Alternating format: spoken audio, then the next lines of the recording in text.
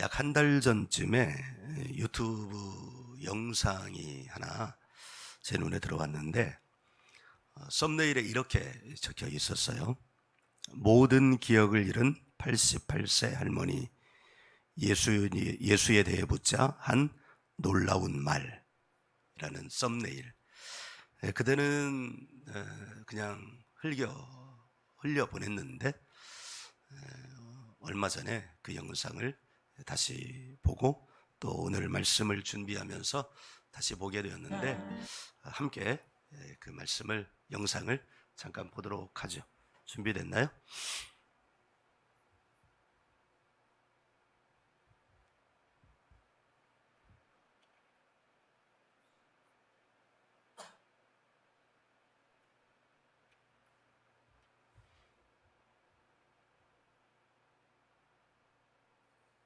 소리.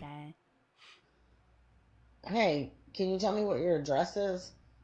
What my address is? Mm-hmm. I don't know. Okay. What color shirt did you have on yesterday? I don't know. What'd you have for lunch today? Food. Good food. All right. So who is Linda? Do you know Linda? Oh.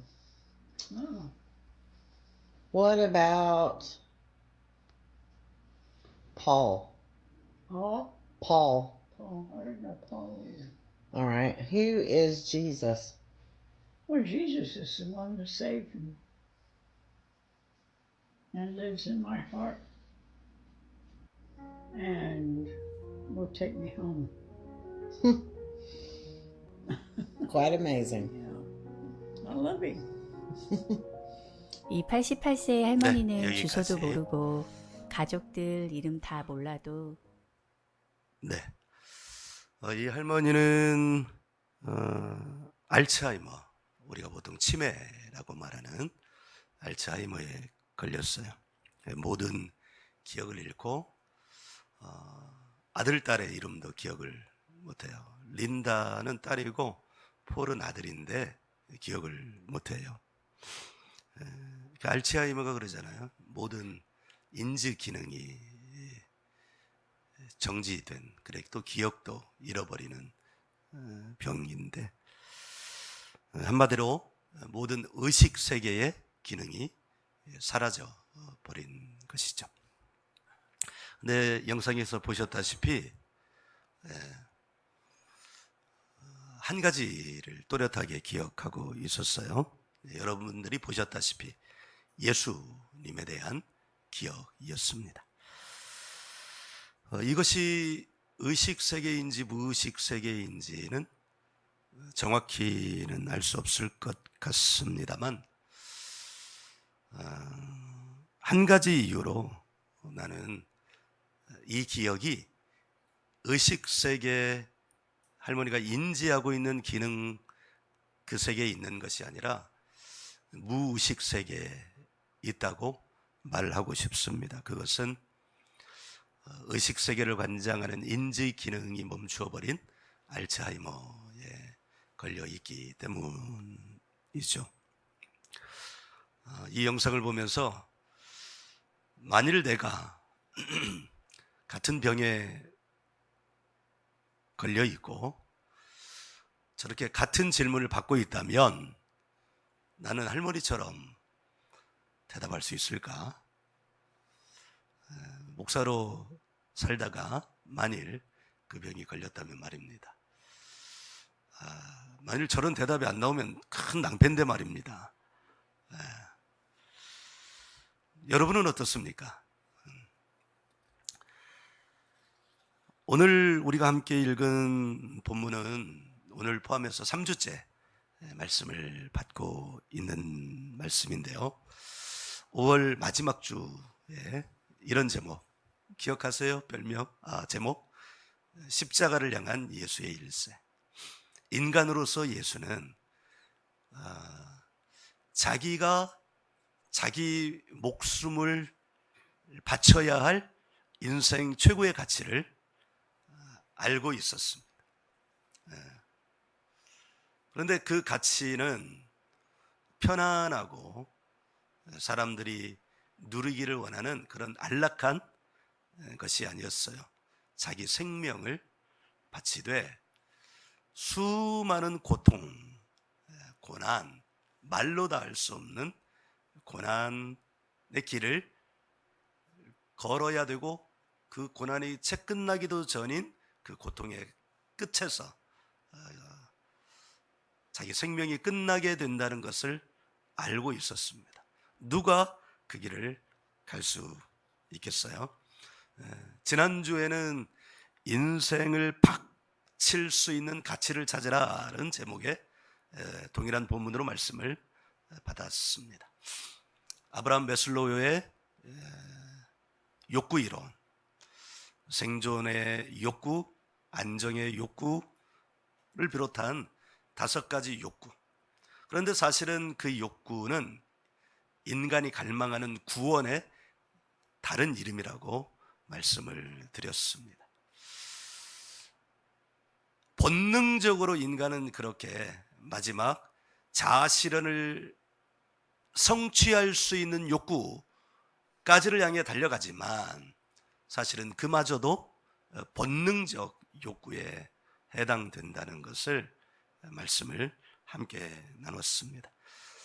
그리고 그 끝에 오늘은 무의식의 복음화 의식의 제자와 라는 제목으로 함께 말씀을 나누려고 합니다.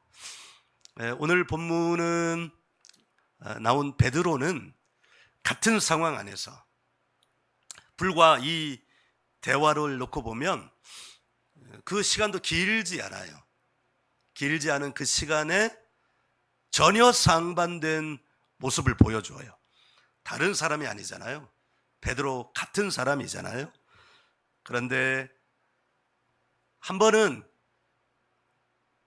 최고의 칭찬을 받아요. 바요나 시몬아, 내가 참 잘하였다. 이것을 알게 하니는 하나님이시다. 내가 너희 위에 나의 교회를 세우겠다. 그러니까 베드로라는 한 개인이 아니라 베드로가 한 이 고백 위에, 주는 그리스도시요 살아계신 하나님의 아들이시라는 이 고백 위에 내가 나의 교회를 세우겠다. 모든 교회는 사람 위에 세워지는 것이 아닙니다. 모든 교회는 이 신앙 고백, 예수님은 그리스도시요 살아계신 하나님의 아들이라는 이 신앙 고백 위에 교회가 세워지는 거예요. 여러분, 인간으로서 이보다 더 큰 찬사가 어디 있겠어요? 그런데 삼국지에서 관우가 그랬다죠. 적군을 향하여 나가면서 자기에게 따뜻한 술 한 잔이 주어지자 이 술잔이 식기 전에 내가 돌아오겠습니다. 냉큼 적군을 죽이고 돌아오겠다는 거 아니에요? 마치 그런 장면과 같이 그 찬사, 그 칭찬의 니은자가 끝나기도 전에 베드로는 전혀 상반된 말을 그 동일한 입술로부터 받습니다. 예수님으로부터 받습니다. 뭐라고 받아요? 사단아! 우리는 여기서 깨달아야 될 것이 많지만 먼저는 한 사람에게서 신앙인의 모습도 나오고 사단의 모습도 나올 수 있다는 것을 우리는 기억해야 합니다. 이렇게 목사지만 이 목사의 모습에서 사단의 모습도 나올 수 있다는 거예요. 그러면 저 목사님을 내가 뚫어지게 봐야지. 언제 그 모습이 나오나. 그게 아니라니까요. 나의 모습을 보라는 거예요.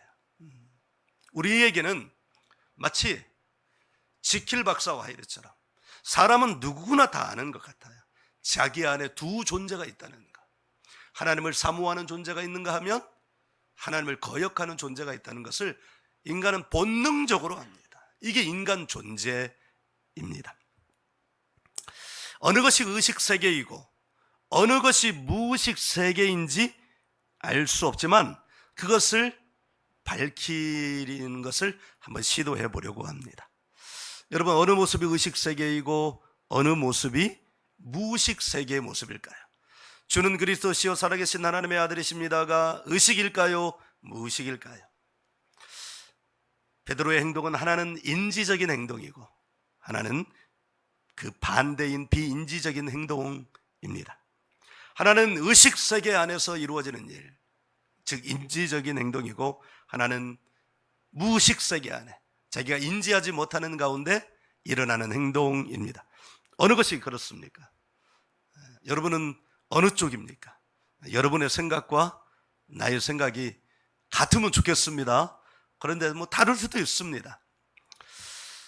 내가 볼 때 인지적 행동, 의식세계의 행동은 주는 그리스도십니다라는 고백인 것 같습니다.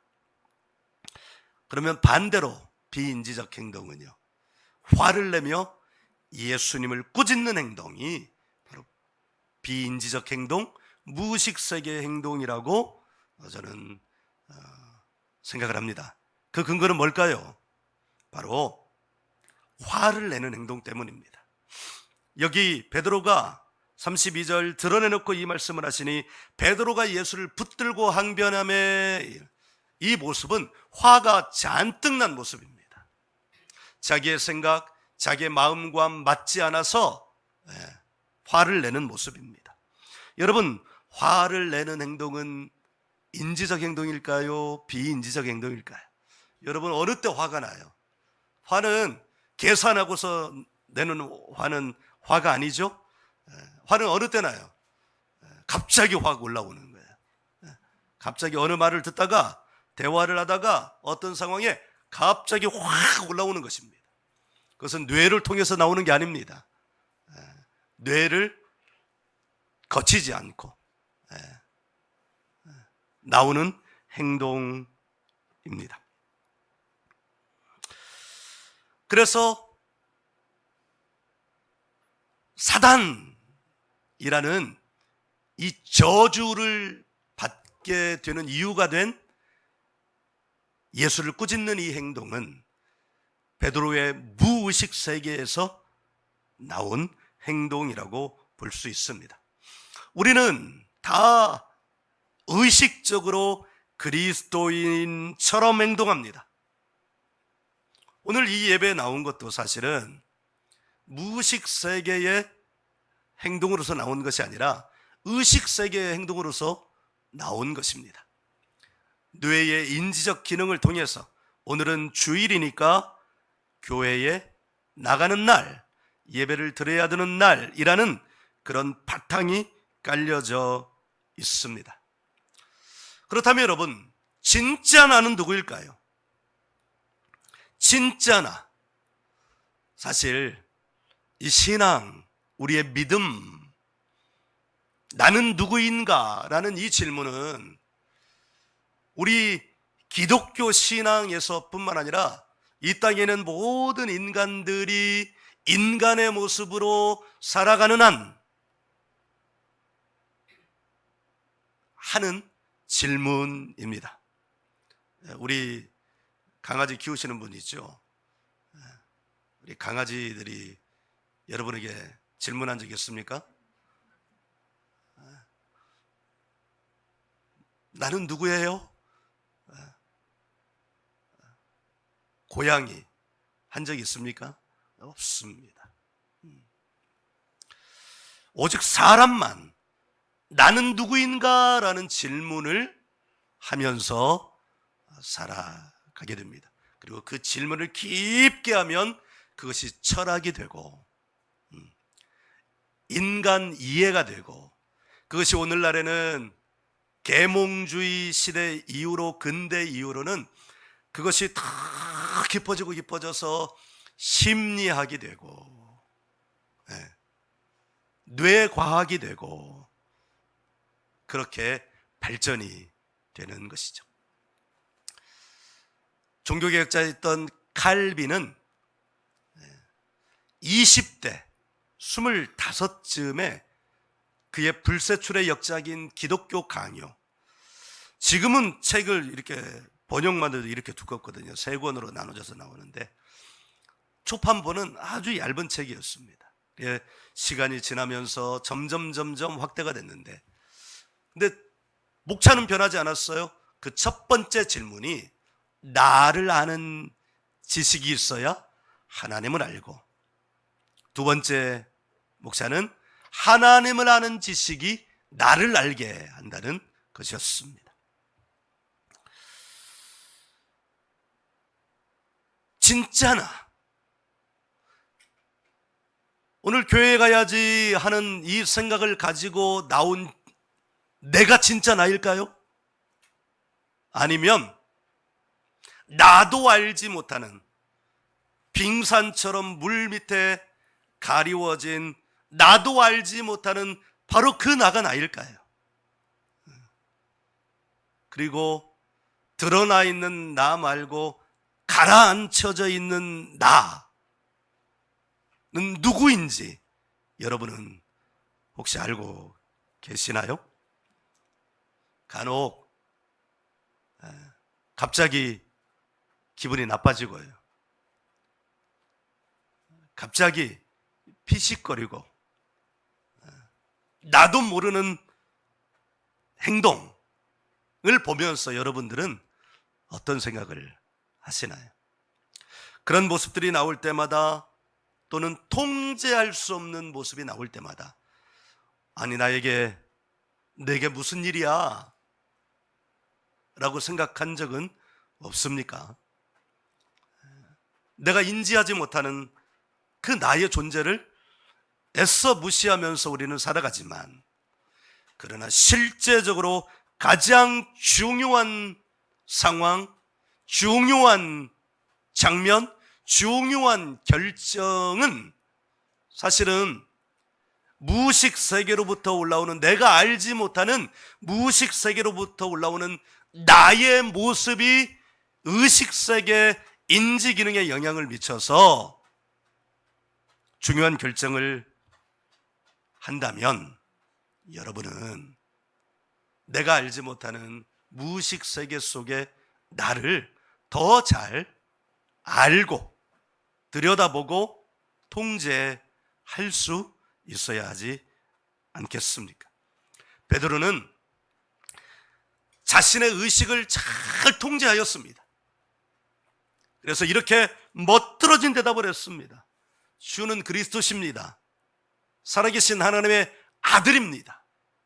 너무너무 멋들어진 신앙인으로서는 완벽한, 우리 아이들 보면 좀 자기 멋대로 이렇게 행동할 때가 있잖아요.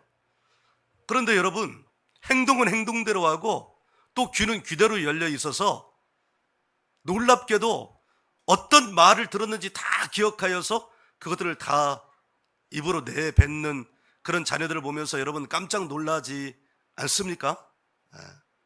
청소년 아이들 가운데도 설교를 할 때 엉뚱하게 딴 데를 바라보는 것 같아요. 멍하니 있는 것 같아요. 행동을 안 하는 것 같아요. 그런데 나중에 물어보면 어떤 설교를 했는지 그 설교 내용은 기억하고 있단 말이에요. 그럼 그 사람은 설교를 잘 들은 사람입니까? 아니면 딴짓을 한 사람입니까? 베드로는 자신의 의식을 잘 통제하여서 주는 그리스도시라는 멋들어진 대답을 했지만, 그의 생각과 다른 예수님의 말씀을, 행동을 보면서 그 자신을 통제하지 못하는 무의식의 행동이 튀어나왔고, 예수님은 그 행동을 보면서 너는 사탄이야! 그의 참 모습, 우리 안에 감추어져 있는 그 모습을 보면서 인간 본성을 향하여, 그의 죄된 본성을 향하여 이렇게 외치셨어요. 사단아! 사단아. 누가 예수님을 따를 수 있을까요? 예수님은 오늘 34절, 35절을 통해서 예수님을 따를 수 있는 사람을 이렇게 정의하여 주십니다. 우리 34절, 35절을 같이 읽어보도록 하죠. 시작. 무리와 제자들을 불러 이르시되 누구든지 나를 따라오려거든 자기를 부인하고 자기 십자가를 지고 나를 따를 것이니라. 누구든지 자기 목숨을 구원하고자 하면 잃을 것이요 누구든지 나와 복음을 위하여 자기 목숨을 잃으면 구원하리라. 아멘. 이 말씀에서는 특이하게도 자기라는 인칭 대명사가 무려 4번이나 나옵니다. 다른 데서는 발견할 수 없는 표현이에요. 자기. 이 말씀을 보면서 자기를 부인하라고 하십니다. 예수님이 자기를. 여러분은 의식적으로는 자기를 부인하고 여기 나왔습니다. 자기를 부인하고 여기 나왔어요.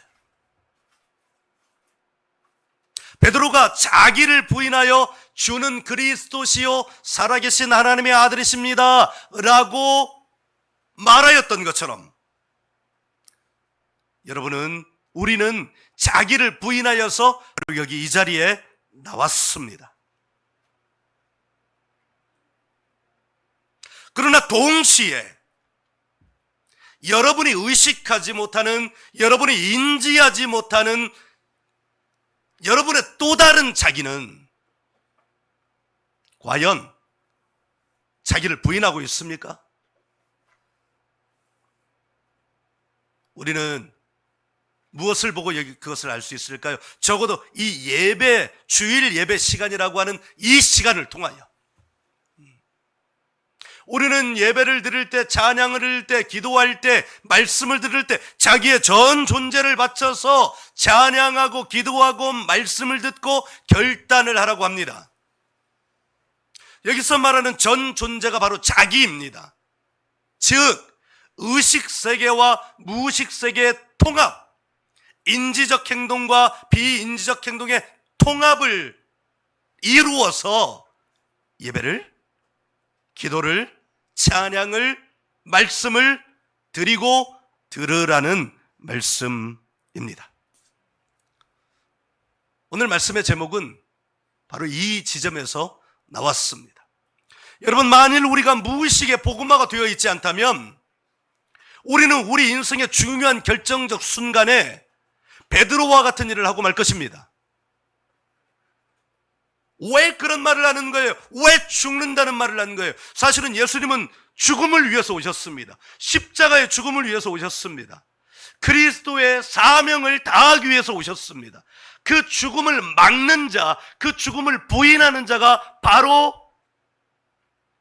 사단이라는 거예요.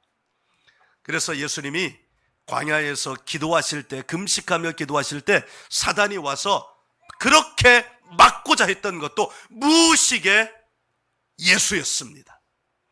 무의식 속에서 우리는 본능의 욕구, 생존의 욕구를 추구시키려고 해요. 구원시키려고 해요. 그게 뭡니까? 먹을 거예요. 수많은 날을 굶으면 먹을 것이 그냥 이렇게 보인대요. 냄새도 난대요. 그런데 예수님은 그 생존의 욕구를 뛰어넘었습니다.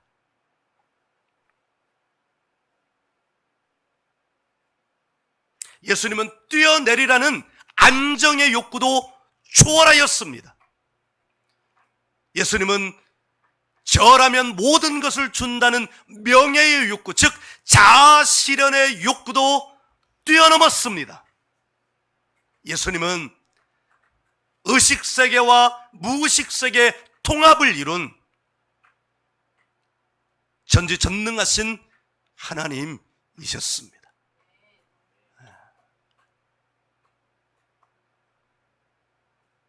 사도 바울 선생은 우리 안에, 질그릇 같은 우리 안에 보배가 있다고 말씀하십니다. 우리 고린도전서 4장을 한번 펴보시죠.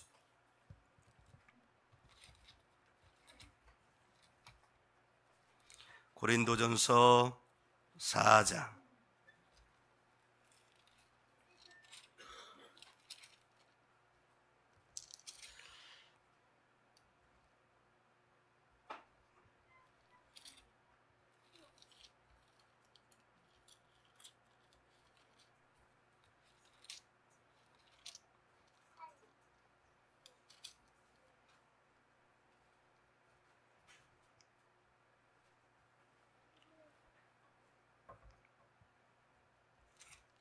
고린도 전서가 아니고 후서인가 봅니다. 후서도 아니면 큰일 나는데 여러분들 한번 찾아보시겠어요? 질그릇 같은 내 안에 보배가 있다.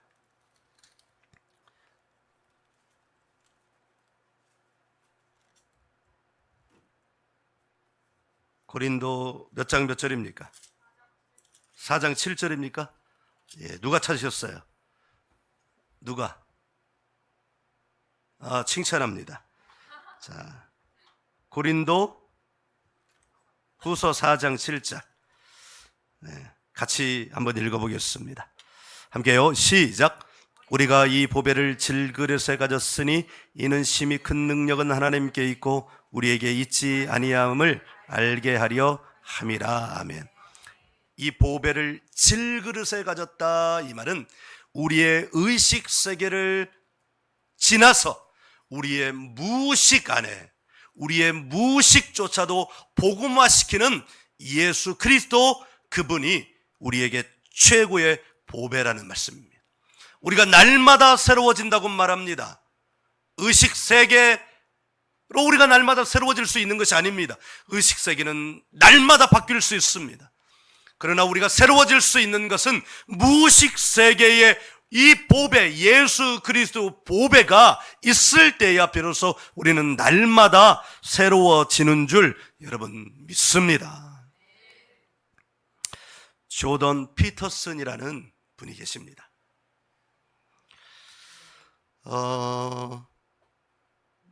전 하버드 대학 심리학과 교수이셨고 지금은 캐나다 토론토 대학의 교수이신데 대학생들이, 우리나라 대학생들이 아니고 미국 또 캐나다 대학생들이 뽑은 내 인생을 바꾼 교수라고 불려지는 분인데요. 지성인들, 지식인들이 예수님을 영접하기가 너무 어렵습니다. 특히 인간의 정신세계를 다루는 학문을 하는 사람들은 너무너무 어려워요. 그런데 이분이 예수님을 영접했는데요. 그 영상을 한번 보도록 하겠습니다. I'm not only am I appreciative of what I have, I do everything I can to remind myself of it all the time, and so does my wife. I mean, she's changed quite a bit as a consequence of her struggle with cancer. Has become much more overtly religious, I would say. And we say grace before our meal in the evening, and it's a very serious enterprise, and it always centers around gratitude. For the ridiculous volume of blessings that have been showered down upon us.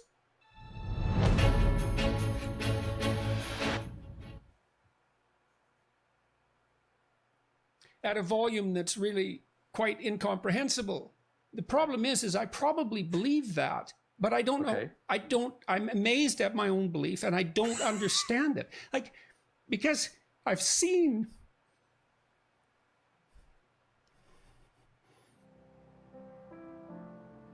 sometimes the objective world and the narrative world touch. That's Jungian synchronicity. And I've seen that many times in my own life. And so in some sense, I believe it's undeniable, but the narrative and the objective world touch. And the ultimate example of that in principle is supposed to be Christ. But I don't know that seems to me oddly plausible. Yeah. But I still don't know what to make of it. Partly because it's too terrifying a reality to fully believe. I don't even know what would happen to you if you fully believed it. If you believed in the story of Christ, or if you believed that history and let's say the narrative make meet, let's both, say. I think you. 또한 2021년 10월경 그의 딸인 미카엘라 피터슨이 하나님을 믿고 기독교로 개종했다고 밝혔습니다. A month ago, I would say, I think I can say this. I would say I found God, and it was very sudden, like month or so, is reading the Bible and praying. And it's been the like amount of peace that I've had, I haven't had before. Yeah. It's completely absurd. I can't believe it. 그리고 네, 2021년 11월 3일 조던 피터슨 교수 공식 유튜브 채널에 앞부분을 한 번 더 볼까요? 앞부분. 네. 네네네. Everything I can to remind myself of it all the time, and so does my wife. I mean, she's changed quite a bit as a consequence of her struggle with cancer. Has become much more overtly religious, I would say. And we say grace before our meal in the evening, and it's a very serious enterprise, and it always centers around gratitude. For the ridiculous volume of blessings that have been showered down upon us at a volume that's really quite incomprehensible. The problem is I probably believe that, but I don't know. I'm amazed at my own belief, and I don't understand it. Because I've seen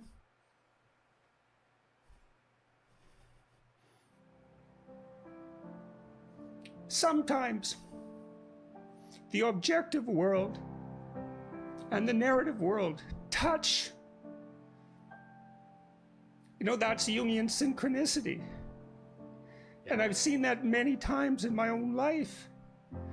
And so in some sense, I believe it's undeniable, but the narrative and the objective world touch. And the ultimate example of that in principle is supposed to be Christ. But I don't know that seems to me oddly plausible. Yeah. But I still don't know what to make of it. Partly because it's too terrifying a reality to fully believe. I don't even know what would happen to you if you fully believed it. If you believed in the story of Christ, or if you believed that history and let's say the narrative make meet, let's both, I think. I think 멈춰주세요. 또한 2021 아까 부분. 네, 여기. make 네. 우리가 살고 있는 이 시대는 포스트 모더니즘 시대입니다. 포스트 모더니즘 시대의 가장 중요한 철학적 사조는 실존주의입니다. 실존주의라는 말은 존재하든 존재하지 않든 내가 의미 있다고 생각하면 그것으로 충분하다는 것입니다. 근데 이 앞에 질문이 역사로 믿는 것인가요? 실존적으로 믿는 것인가요? 라고 할 때 이 조던 피터슨 교수는 둘 다라고 대답했습니다. 실제의 예수와 의미의 예수를 동시에 믿는다는 거예요. 무의식의 예수와 의식의 예수를 동시에 믿는다는 거예요. 조던 피터슨은 유튜브에 영상 많아요. 찾아서 보시고 책도 사서 한번 보십시오. 조던 피터슨은 최고의 지성을 가졌습니다. 이 말은 최고의 의식 세계를 훈련하고 그것을 다룰 수 있는 기술과 기능을 가졌다는 것을 말합니다. 그런 사람은 역사 속의 예수를 인정한다 할지라도 실존적으로 예수와의 접점을 가질 수 없습니다. 자기에게 의미가 없기 때문입니다.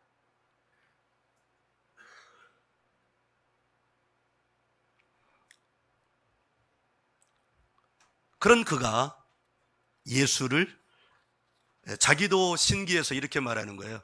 믿습니다 이렇게 말하지 않고 믿는 것 같습니다. 도무지 나는 이것이 믿어지지 않지만 믿는 것 같습니다 라고 말하였습니다. 그렇더니 인터뷰어가 그 말이 또 안 믿어지는 거예요. 왜냐하면 조던 피터슨을 알기에 그런 고백을 한다는 것 자체가 믿어지지가 않는 거예요. 그러니까 신기하고 또 놀랍고 또 감사가 뒤섞인 웃음을 보여주는 거예요. 놀랍다는 거예요. 어메이징하다는 거예요. 아니, 저 대학자가 예수를 믿는다고? 그래서 질문하는 거예요. 역사적 예수를 믿는 겁니까? 실존적 예수를 믿는 겁니까? 실존적 예수를 믿는다면 역사적 예수를 부인하는 거예요. 그러면 실존적 예수만 믿는다면 약간 또 이단으로 가는 거예요. 이단으로. 역사적 예수를 믿는다면 그것으로 가치가 있는 거고, 그런데 이 둘 다를 믿는다고 고백하는 거예요. 그러면 이 고백은 무의식으로부터 나온 고백일까요? 의식으로부터 나온 고백일까요? 여러분, 어떤 고백일까요? 왜요? 왜? 그 근거는 뭘까요? 얘기해 보세요. 저와 같은 생각이기를 바랍니다. 어느 것이든 괜찮아요. 얘기해 보세요. 그 근거는 뭘까요? 저는 그의 눈물 때문이라고 생각합니다.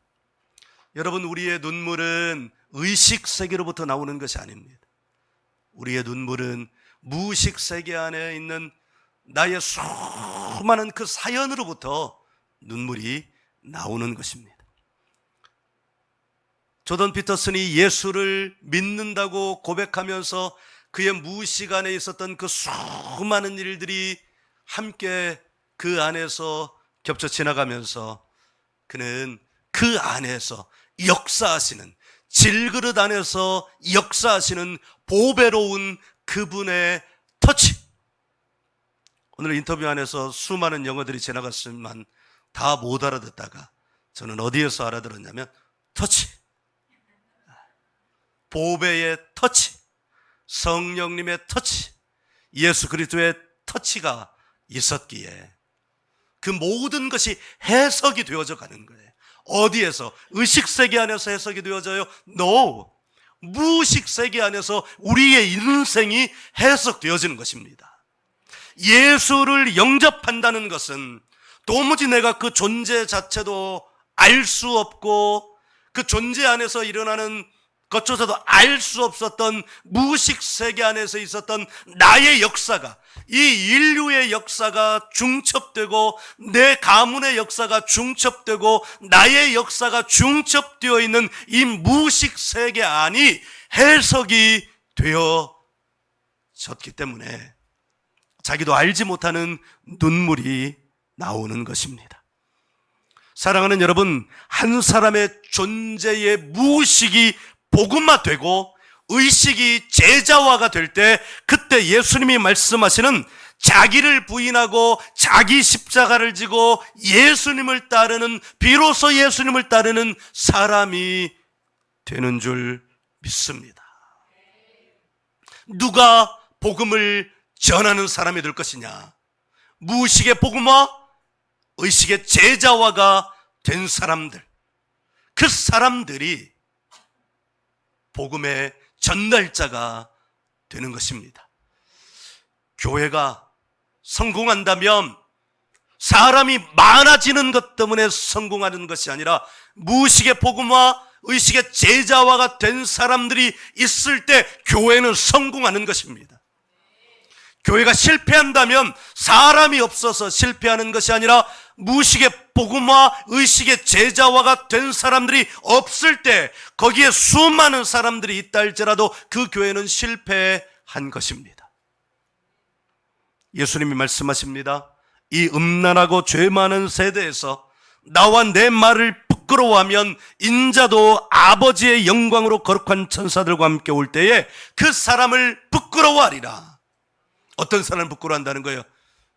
무의식의 복음화가 되지 않은 사람. 지난주에 일본 목사님의 얘기를 잠깐 나눴었잖아요. 이 도요토미 히데요시가 예수 믿는 사람들이 일본에 자꾸만 부흥이 일어나니까 본보기로 24명의 크리스찬들을 한 1000km 되는 거리를 도시에서 도시로 끌고 다니면서 너희도 예수 믿으면 이렇게 된다는 본보기로 보여줬대. 그런데 마지막 도시에서 십자가행에 처해지는 사람은 26명이었대요. 중간에 2명의 간수가, 그들을 이끌고 가던 간수가 이들의 삶을 보면서 자기도 예수님을 영접하고 그리스도인이 되었다는 거예요. 마지막 처형할 때 처형하는 옥졸이 어린 청소년에게 이렇게 질문했다고 합니다. 너 예수 안 믿는다고 말하면 살려줄게. 왜? 어린애를 죽이는 것이 자기도 양심의 거리낌이 되고 걔를 살려주고 싶었기 때문이래요. 그런데 그 아이가 이렇게 대답했답니다. 나의 십자가는, 내가 질 십자가는 어디 있습니까? 바로 이것이 무의식의 복음화 이루어진 사람들의 모습이라고 저는 믿습니다. 한국 교회가 다시 부흥하려면 지금처럼 의식으로는 주의를 지킨다고 하는데 그 주의를 지키는 그 자리에 무의식에서는 전혀 딴 존재가 되어 있는 사람들이 있기 때문에 한국 교회는 지금 이 모양으로 타락해져 가고 무너져 가고 있는 것입니다. 만일 단 한 사람의 교인만 있다 할지라도 그 사람이 무의식의 복음과 의식의 제자화가 이루어진 사람이라면 하나님은 성경의 역사에서 그러하셨듯이 그 한 사람으로 말미암아 다시 한국의 교회의 부흥을 허락하실지도 모르겠습니다. 나는 그 사람이 내가 되었으면 좋겠고 그 사람이 우리 더리진 처치 성도들이 되었으면 좋겠습니다. 우리 겉모양의 크리스찬 말고 겉모양의 예배자들 말고 마치 보험처럼 이렇게라도 교회 안 다니면 나 천국 못 갈까 봐. 그러나 기억하세요. 이렇게 다니면 천국 못 가요. 부끄러워하신대. 그래서 교회 나오지 말고 정말 보배로운 예수와의 그 접점이 있기에 예수를 믿고 살아가는 무의식의 복음화, 의식의 제자화가 이루어진 우리가 되면 참 좋겠습니다. 그 사람이 하나님 나라의 소망이기 때문입니다. 그리고 예수님이 자랑스러워하는 그리스도인이라면 얼마나 좋겠어요. 마지막 때 난 너 몰라. 평생을 교회 다니는데 난 너 몰라. 이렇게 마지막에 분류가 되어버린다면 그 자체로 얼마나 우리의 이 땅에서 인생은 비극적인 인생이 되겠습니까? 네, 사랑하는 여러분, 나는 진실로 우리가 예수님이 알아보시고 자랑할 만한 그런 그리스도인들이 되었으면 좋겠습니다. 우리 교회가 그렇게 만들어져 갔으면 좋겠습니다. 우리가 서로 그렇게 노력했으면 좋겠습니다. 저 혼자만 이 강단에서 아등바등 할 것이 아니라 우리 모두가 함께 힘을 모으는 더리진 처치가 되기를 간절히 바라고 원합니다.